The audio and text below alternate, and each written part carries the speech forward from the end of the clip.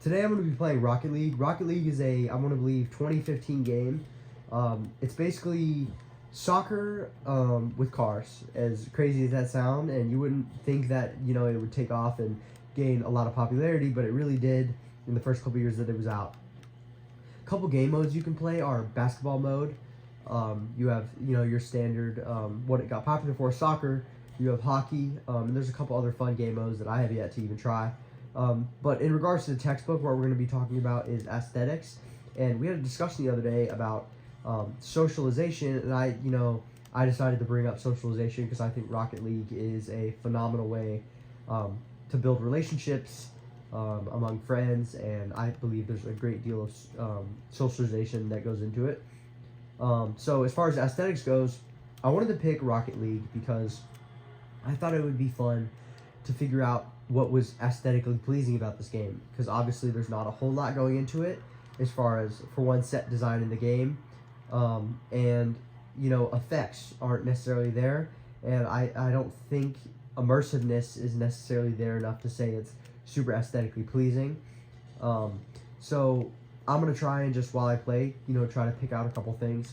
So for one, I would say that the sound of the car matched with the exhaust and sort of the effects that go into that is very aesthetically pleasing and immersive.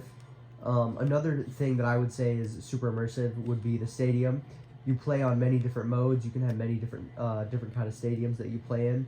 I picked this one in particular because it has many of the Rocket League maps have a lot of glowing maps that are aesthetically pleasing, and just as far as the game mechanics go, contribute to that nicely in this sort of Neo world, and game mechanics being, for one, boost matches the setting of where I'm playing right now.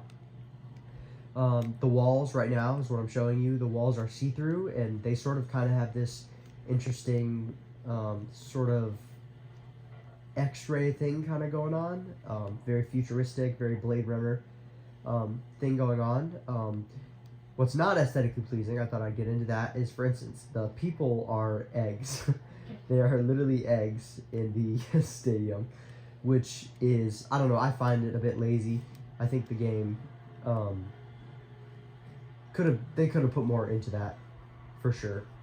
And then, like I said, I think aside from what's in here, I think the background itself is a bit lazy aesthetically, and I think the only thing that really immerses you on an aesthetic level is the sound design of the game. I think that as far as socialization goes, video games is interesting because there's a sort of argument as to whether video games are healthy as far as seclusion and isolation. I know there's a lot of studies that go into whether video games are a good mechanism for sort of growing socially, especially at a young age. And there's a lot of debate that video games do more bad than good, but I think in some situations video games can provide a great outlet for socialization, and I know that that's a huge part of video games, especially in the world of online gaming, PC gaming.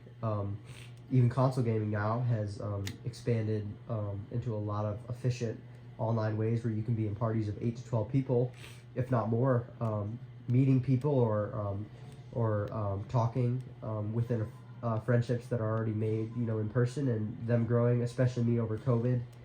I found myself growing closer to friends over video games, and they provided to be a good venue for socialization.